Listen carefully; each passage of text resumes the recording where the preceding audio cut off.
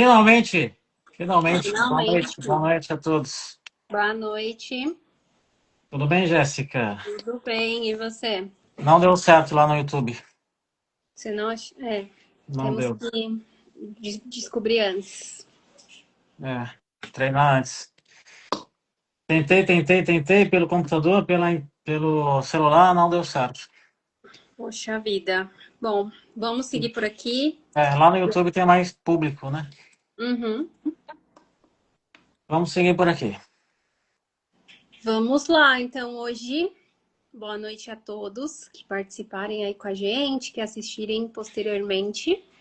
Hoje a nossa live terá dois temas muito importantes e muito ativos nesse momento. Vou falar disso sempre, né? Mas parece que nesse momento isso cresceu um pouco, né? É, Que é o feminicídio e tem um tema que você me deu aí, que é a nova lei do estupro de vulnerável. É isso, né?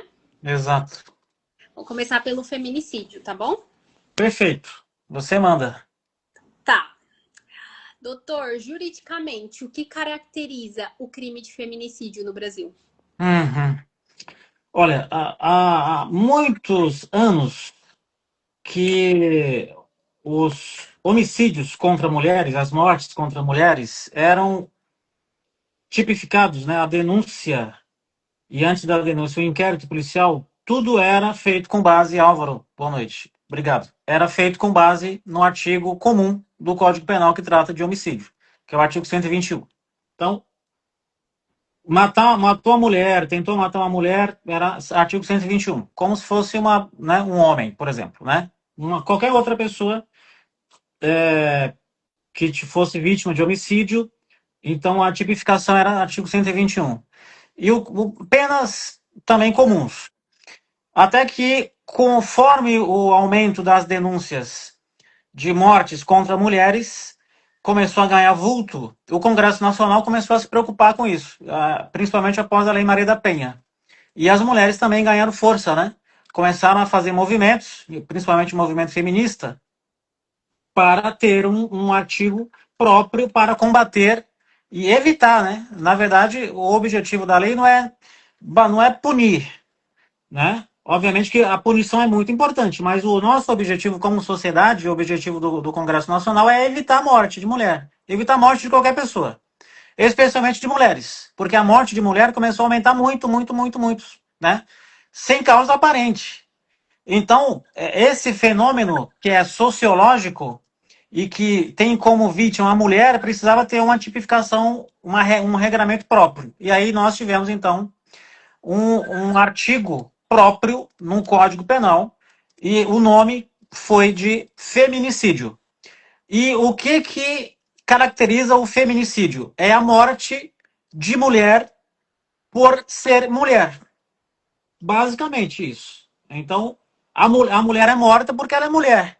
Um absurdo, uma barbaridade, uma ignorância total, uma violência contra a mulher que nós temos que evitar a todo custo, mas tivemos que colocar no Código Penal um artigo denominado feminicídio, que é basicamente o homicídio praticado contra a mulher pela condição de ser mulher. Porque a condição de ser mulher, para os homens que matam as mulheres, geralmente os companheiros dessas mulheres, os maridos, ex-maridos, os namorados, ex-companheiros, eles matam a mulher porque é mulher. Então eles acham que a mulher é um objeto e que a mulher pertence a eles, é uma propriedade dos homens, que a mulher é um ser mais fraco do que os homens, é um ser inferior e por isso eles vão lá e matam as mulheres. É essa barbaridade, esse absurdo que nós temos que enfrentar e combater. Então, é simplesmente esse o que caracteriza o feminicídio. É a morte de mulher porque ela é mulher. Todo homicídio contra a mulher é automaticamente considerado um feminicídio? Não, depende. Aí precisa de prova, né? A polícia vai investigar para verificar se houve um, alguma qualificação ali, porque a lei traz ali quais são os requisitos. Além de ser mulher, é preciso que se pratique, por exemplo, num contexto de violência doméstica. né? Então, se a mulher é morta numa discussão de trânsito, por exemplo, ela recebe um tiro, como outros casos que acontecem em trânsito, por exemplo, contra homem, enfim, mulher, vai ser homicídio comum, né?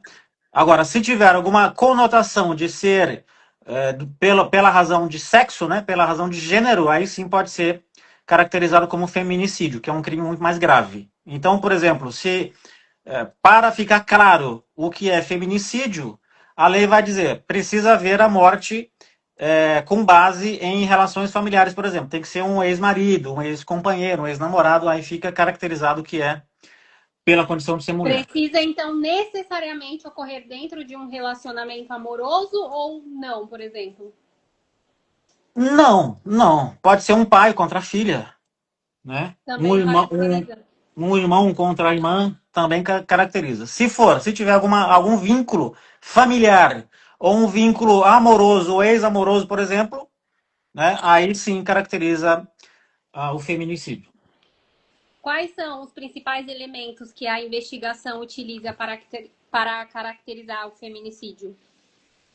É o contexto, basicamente o contexto. Então, se há uma violência anterior, se há um relacionamento abusivo anterior, se há um relacionamento de violência psicológica, violência patrimonial, se há um abuso, né, nas relações familiares, nas relações amorosas. Então, se há uma briga por guarda de filho, que é bastante comum, uma briga por pensão, porque o homem não aceita o fim do relacionamento. Então, a polícia é quem tem essa atribuição de investigar e, ao final, tipificar se aquele crime é caracterizado, se tem os requisitos legais de feminicídio ou se não é feminicídio, se é um homicídio comum, né? Existem casos em que a acusação do feminicídio pode ser reclassificada para outro tipo de crime? Por exemplo, para homicídio? A defesa do acusado sempre vai buscar a desclassificação do crime. Porque, como eu falei, o crime de feminicídio ele tem uma pena muito mais elevada do que o homicídio. Então, pode chegar a 40 anos, por exemplo, que é uma pena muito, muito severa, né? Então, após o fim do inquérito policial e o início do processo penal, o acusado certamente vai constituir defensor e a defesa vai pugnar pela desclassificação do crime, né? Vai dizer que os requisitos do feminicídio não estão presentes e que, na verdade, se trata de um homicídio e não de um feminicídio. Então, a defesa, como atribuição principal dela é tentar minorar as consequências penais para o cliente, né? Então, certamente ela vai pedir a desclassificação. Qual é a pena prevista para o crime de feminicídio hoje? De 20 a 40 anos. É um crime realmente muito, muito grave, exatamente porque o legislador quer evitar que as mulheres sejam mortas, né?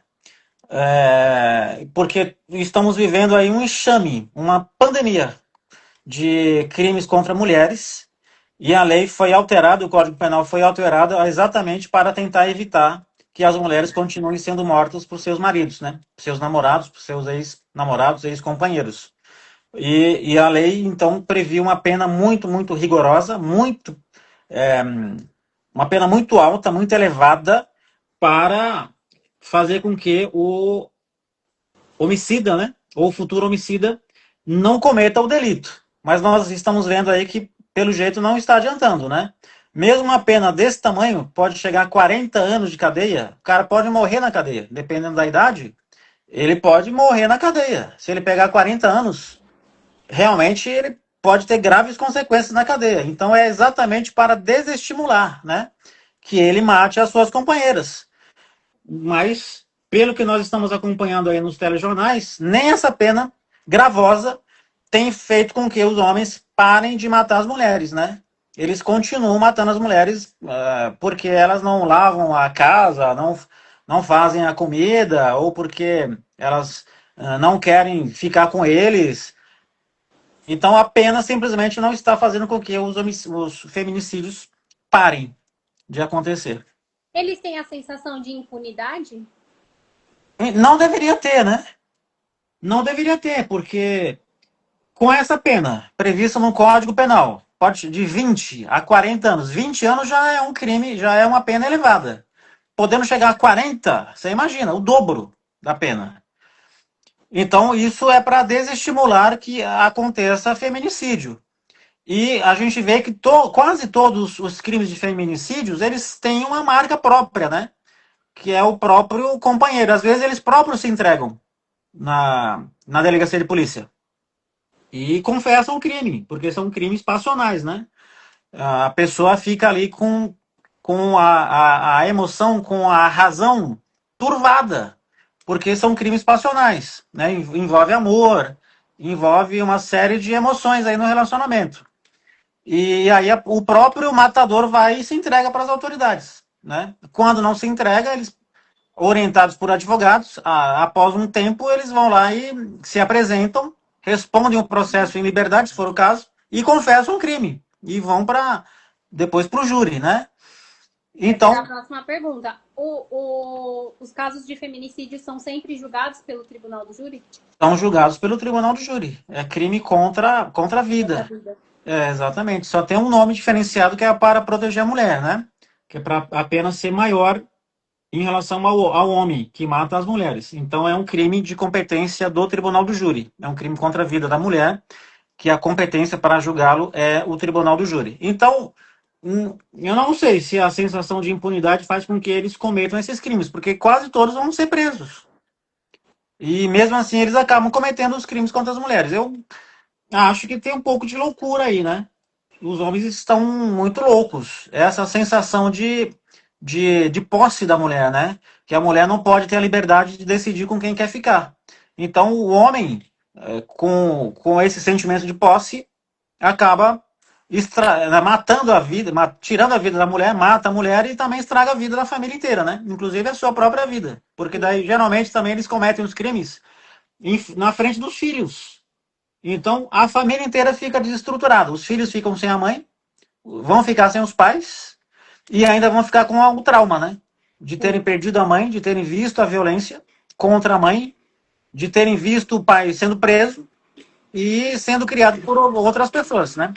Quando tem alguém que possa criá-los. Então, é realmente uma barbárie. É uma doença que precisa ser evitada a todo custo, porque causa trauma de todo lado, né? Tanto da família do pai, que é o matador, a família da vítima, da mulher morta, e os filhos, né? Geralmente há filhos menores envolvidos, crianças envolvidas nessas cenas de extrema violência.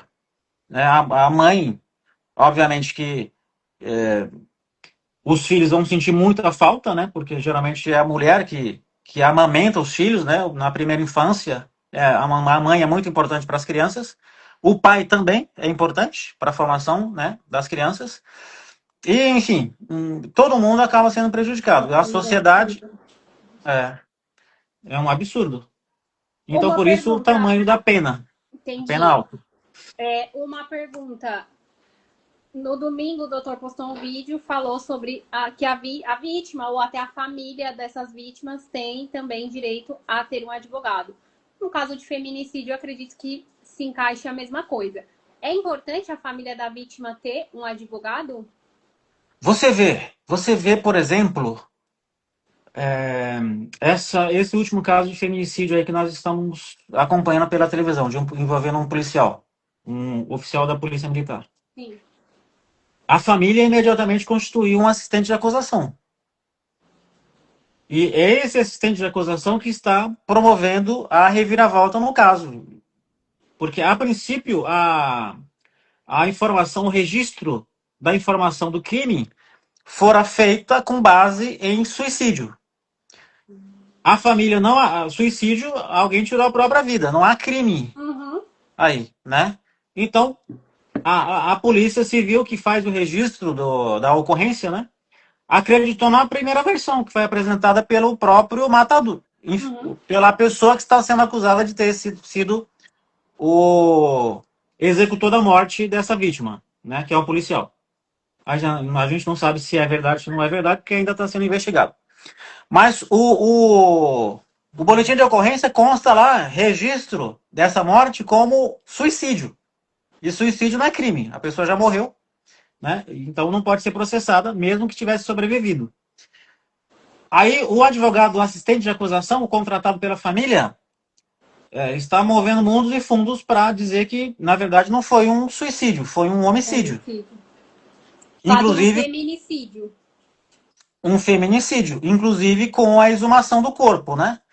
Porque ela foi sepultada sem grandes investigações, porque se tratava de um suicídio. Suicídio. Sim, Então, olha só como é importante você contratar um advogado, né? sim, A família da vítima contratar um advogado para o advogado defender os interesses da pessoa morta ou da pessoa ofendida. Então, é fundamental, porque senão seria mais uma vítima das estatísticas, né? Como dizem por aí. sim. Ah, uma pergunta, né? Talvez, não sei se vai entrar muito, mas quando a pessoa, por exemplo, geralmente a mulher que sofre a agressão, é difícil o cara vir de cara e já matar. Geralmente ela vai sofrendo agressões e muitas até denunciam. É, seria importante que já na denúncia ela tivesse um advogado ou não? Desde a primeira denúncia, precisa ter um assistente de acusação, né? Você levou um tapa na cara, que é geralmente o que acontece nos primeiros momentos, né? Um apertão no braço. Primeiro começa com um grito, segundo a doutrina especializada na Lei Maria da Penha de Violência Doméstica. Então, há estudos comprovando que a violência começa já com a alteração do tom de voz, né? Então, o homem, no início, ele é todo dócil com a pretendente dele. Então, ele trata a mulher assim como se ela fosse uma princesa. Geralmente são homens que também já têm histórias anteriores, né, de agressões. Então é importante que a mulher também fique atenta e pesquise, constitua um advogado para ele pesquisar quem é esse homem que ela está, né, querendo se relacionar. Porque geralmente ele já tem um histórico, especialmente se for um homem mais velho. Já tem um histórico de violência doméstica. Então nós temos casos aqui no escritório que o homem já tinha já matado outras mulheres, outras vítimas, e geralmente em outros estados. E aí essa mulher, ela se encanta com a conversa do homem e já leva o homem para dentro da casa. E geralmente com filhos. Então, é preciso que a mulher fique muito atenta e faça a pesquisa para saber quem é esse companheiro que ela está tentando se relacionar. Sim. Mas, no caso de sofrer uma violência, mínima que seja, é importante que ela já constitua advogado, para o advogado orientá-la, né, em relação aos seus direitos. Porque não basta você fazer um boletim de ocorrência, por exemplo. Que Você é o levou que uma geralmente as pessoas fazem. Somente vai lá e faz um boletim. Ter um advogado nesse caso muda o jogo, assim? Pode mudar o muda, jogo? pode salvar a vida da mulher. Pode salvar a vida da mulher você constituir um advogado. Desde um apertão no braço, que fica a marca, até um tapa na cara. Já precisa constituir assistente de acusação. O advogado orientar a mulher e fazer com que o processo, né, tramita como deve tramitar, segundo a lei. Porque se você for na delegacia, mesmo as delegacias especializadas, né, Delegacia de Defesa da Mulher, tem muito processo, né, nas delegacias da mulher, nas delegacias em geral, e poucos funcionários. Então a equipe é muito reduzida. Não dá para a equipe acompanhar cada boletim de ocorrência. E também não dá para a vítima, a mulher vítima, ela saber como é que determina a lei, né? O Sim. que a lei diz para ela fazer o próximo passo. Então, todo mundo sabe que tem que fazer um boletim de ocorrência. Mas e o próximo passo? Qual é? Ninguém sabe. E aí, então, resulta em impunidade. Esse boletim de ocorrência fica nos arquivos, não acontece nada com o agressor, e a E mulher a fica agressão num continua. círculo de violência eterna, até que A ela é agressão morta, continua. até que ela é morta pelo mesmo agressor, que ela foi fazer o boletim de ocorrência e não aconteceu nada, porque ela não teve a preocupação de constituir um assistente de acusação. Perfeito. Agora falando aqui sobre o agressor, né? Como um advogado criminalista, como funciona a defesa de um acusado de feminicídio no tribunal do júri? É. O processo ele demora muito até chegar ao tribunal do júri. Então, há muitas teses defensivas que o advogado pode se utilizar para a defesa do acusado de feminicídio. Mas no tribunal do júri, chegando ao tribunal do júri, né, no dia do plenário, o advogado já vai levar as teses apresentadas anteriormente, né? Porque, como nós falamos na live anterior, tem Tem a primeira fase e depois tem a segunda fase, né? Além disso, antes tem o inquérito policial.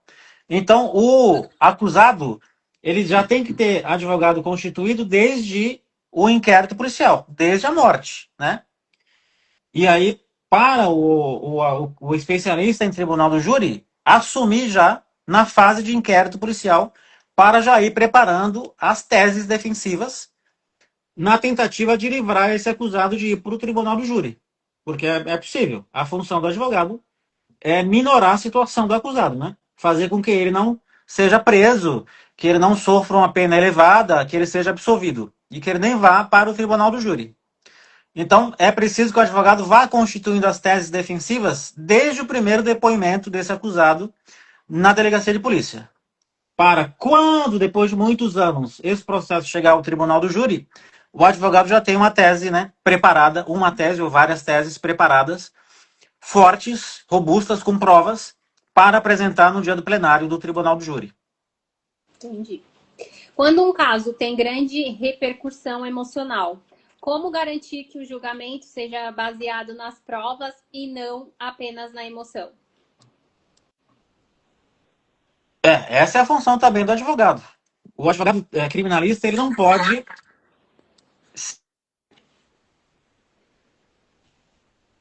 Oi? Travou? Desculpa, entrou uma ligação aqui de cliente.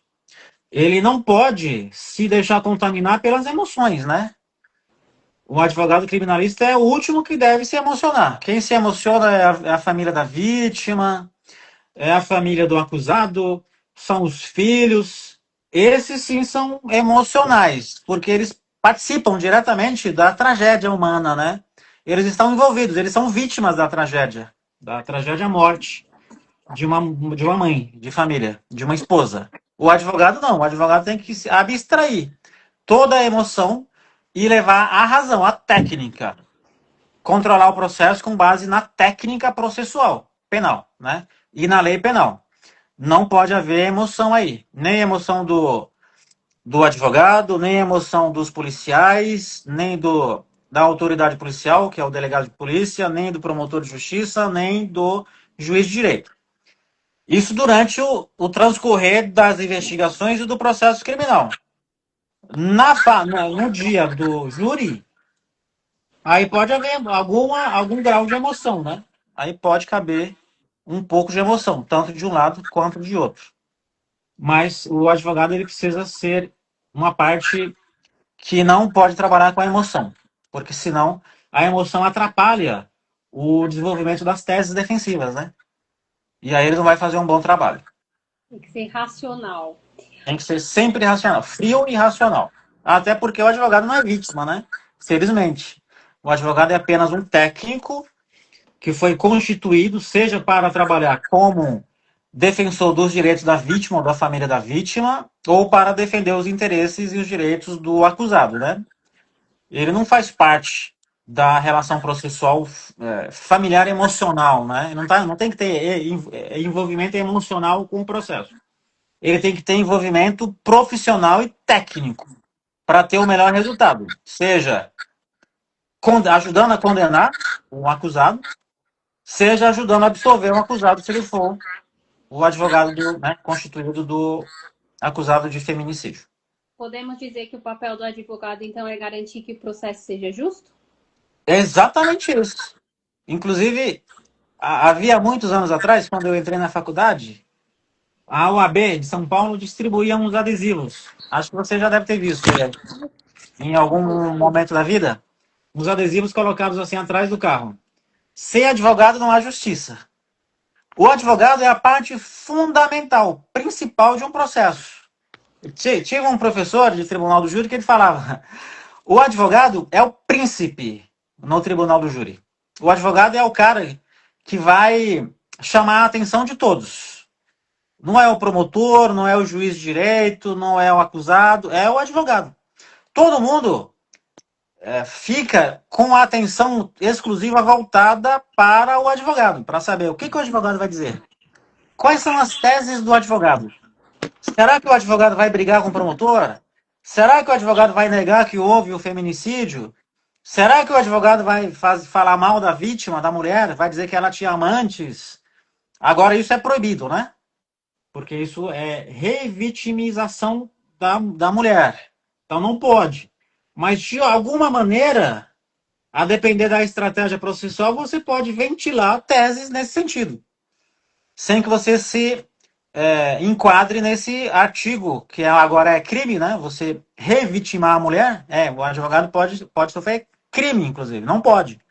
De tanto que a mulher, ela, eu, Bru Costa entrou. Rosane, Álvaro, Pati, boa noite, obrigado. A mulher não pode ser de novo vítima, né? No tribunal do crime. Então é preciso que tenha muita seriedade em relação ao tratamento que o advogado vai dar para defender o acusado. Mas o advogado é fundamental. O advogado é o ator mais importante que se tem em um processo criminal, em especial no tribunal do júri. Sem advogado não há justiça. Não adianta você querer achar que você sem advogado você vai ser né, o mais esperto de todos. O cara que vai dobrar o poder judiciário, né? Alguém vai ser nomeado para fazer a minha defesa. Vai. Ninguém pode ser processado no Brasil sem advogado. Mas depende do advogado, né? Você vai querer ir para o tribunal do júri, correr o risco de pegar 40 anos para ver um advogado que vai ser apresentado a você no dia do plenário? Não, ninguém, né? Eu acho que não vale a pena, não é? Eu acho que não convém. Eu acho que convém você fazer todo o sacrifício para constituir e pagar um bom advogado, o melhor que você puder. O mais caro, inclusive, porque geralmente o bom advogado é o caro. Agora, se você não quiser contratar um advogado, quiser correr o risco de pegar 40 anos, no dia do júri você vai ser defendido. Um advogado vai ser nomeado e o advogado vai estar lá no júri.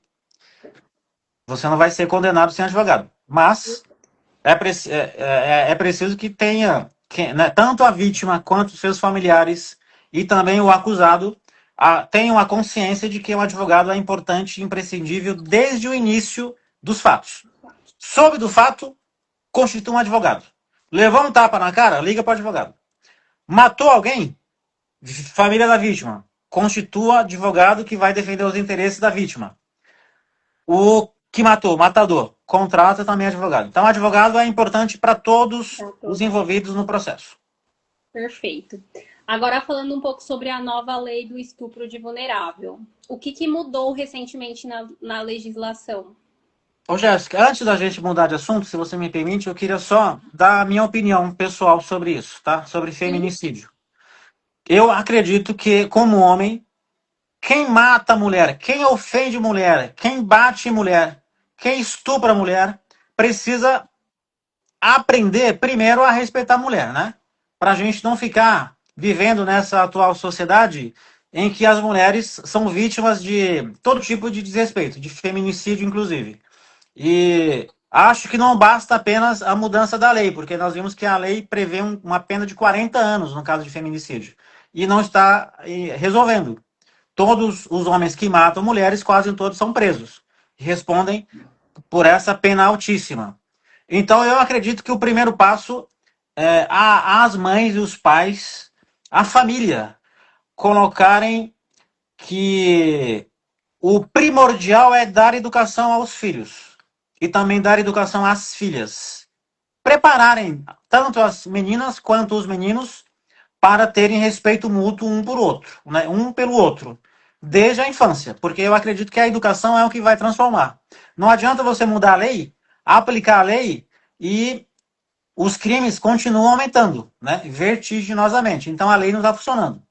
Então eu acredito que o que vai funcionar, ou talvez minorar, seja a educação em casa. A ensinar para a criança que precisa respeitar o próximo, especialmente as mulheres, ensinar como é que se trata uma mulher, para ele crescer com essa consciência de respeito, né? Com o ser humano. E em especial com as mulheres. E também em relação às meninas, para elas perceberem quando elas podem ser vítimas de violência doméstica e reagirem, né? Se não reagirem fisicamente, talvez aí eu acredito, talvez seja utopia da minha parte, mas eu acho que as meninas precisam todas serem preparadas, inclusive com artes marciais. Elas não podem ficar com esse encantamento de que os homens vão tratá-la bem, ou que as pessoas em geral vão tratar bem as mulheres, porque não é assim que funciona, né? Então as mulheres precisam se defender. E aí os pais precisam colocar essas meninas na academia, para elas aprenderem a treinar e fazer autodefesa, né? E E quando. a educação, como o doutor falou, a educação eu como mulher, como mãe também de um garoto, né? Estou formando aí um futuro homem e eu acho que eu prezo muito por isso, a educação em casa, o ensinamento, o respeito e para nós mulheres perceber os sinais. Os sinais eles falam por si. Então, ao primeiro, como o doutor falou, a própria doutrina já fala que a agressão começa no tom de voz antes Exatamente. de acontecer o pior, é você entender o que está acontecendo e conseguir se retirar para que a coisa Exatamente. não piore, né? Então, Precisa ter a sensibilidade, né? Também exato. não Isso é tem que uma ser briga. ensinado e falado, né? Falado mesmo em É, casa, desde pequeno. Eu fui criada dessa forma, eu tive um pai que me deu essa educação.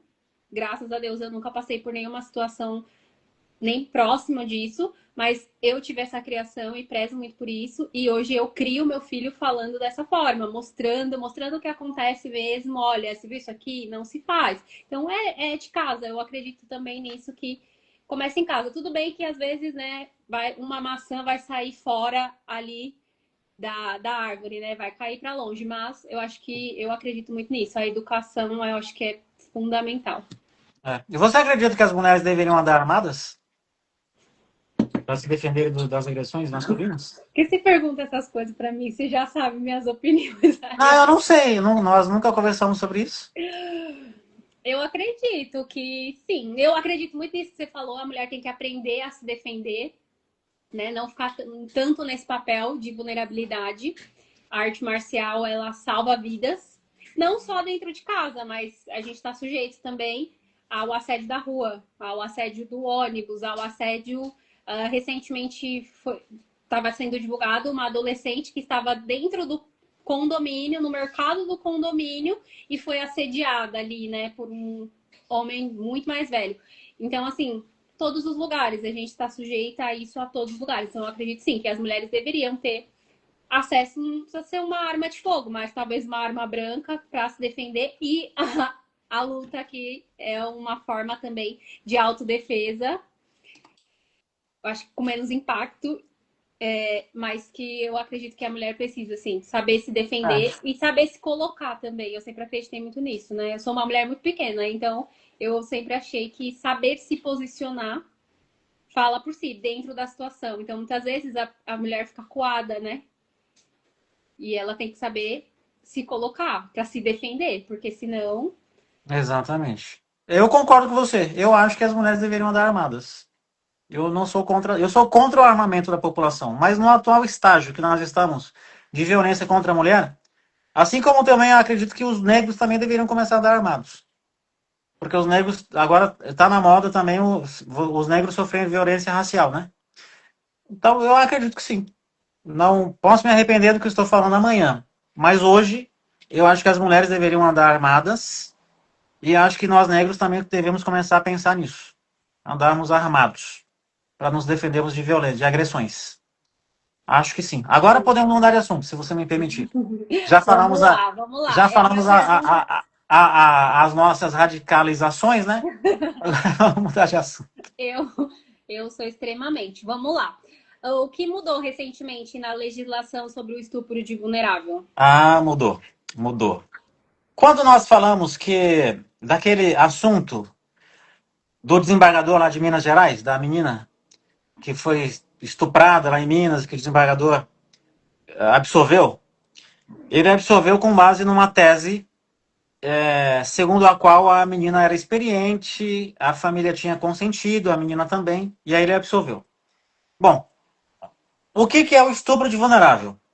É uma também alteração na lei, porque é outra doença, né, que nós temos na sociedade, que é a violência contra menores, contra crianças e adolescentes, pessoas incapazes. Então, de tanto que isso começou a chegar ao Poder Judiciário, parece que aumentou muitíssimo, não sei porquê. Os especialistas dizem que, na verdade, aumentou a denúncia. Porque os casos de violência sempre existiram contra as menores, né? Só que isso não chegava à mídia. A família acabava ela mesma resolvendo no âmbito interno. Deixava para Ou lá. não resolvendo, né? Então, falava assim: "Ah, é porque deixa ele, vai ser não vai ser preso, vai ficar muito tempo preso, vamos resolver". E resolvia. Abafava. Algumas ficavam com vergonha, não denunciava. E a criança crescia com esse trauma a vida toda. E o agressor ficava impune a vida toda também e praticando novos delitos contra novas crianças. Até que chegou a alteração do Código Penal pelo Congresso Nacional e alteraram o Código Penal. Colocaram lá o artigo 217-A do Código Penal com o nome do crime de estupro de vulnerável.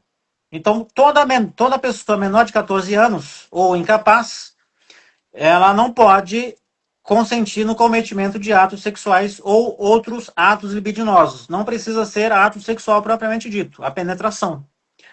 Podem ser outros atos considerados libidinosos. E aí, mesmo assim, é estupro. Então, vulgarmente falando, né, uma lambida na vagina ou no pênis, uma passada de mão nas nádegas, uma passada de mão mais forte nos seios da mulher. A doutrina até às vezes fala de um chupão. Então, pode ser todo tipo de ato. Isso é estupro, com a mesma pena, pena elevada. Então, o estupro de vulnerável é isso. Você praticar ato sexual contra uma pessoa menor de 14 anos. É estupro, não interessa. Se ela quis ter a relação sexual ou se ela não quis. Vai ser estupro da mesma forma. Muito bem. Então, isso é estupro de vulnerável. O desembargador, voltando ao caso do desembargador. O desembargador pegou esse caso, chegou esse caso até o Tribunal de Justiça. O rapaz estava condenado a uma pena alta, acho que 9 anos, né, de cadeia, por estupro de vulnerável, no regime fechado. E aí ele apelou, ele recorreu para o tribunal. O desembargador falou que não, porque não era o caso de condenar, era o caso de absolvição, porque a vítima tinha consentido, porque a vítima já tinha experiência sexual, porque havia o consentimento familiar e a vítima, ela mesma, havia consentido. Então ele relativizou a menoridade para dizer que, com base em tudo isso, era o caso de absolver o acusado. E aí o que fez a lei? Uma lei aí de anteontem. A lei alterou a lei 15.353 de 2026. Alterou o artigo 217-A do Código Penal para incluir novos parágrafos, novas previsões desse artigo de 217-A, que fala exatamente o seguinte: parágrafo 4A do artigo 217-A do Código Penal. É absoluta a presunção de vulnerabilidade da vítima e inadmissível a sua relativização. Então não pode mais você presumir, você presumir que ela consentiu. A lei não permite mais. A lei está falando, olha, se é menor de 14 anos, a presunção de vulnerabilidade é absoluta. E não pode mais relativizar a vulnerabilidade da vítima.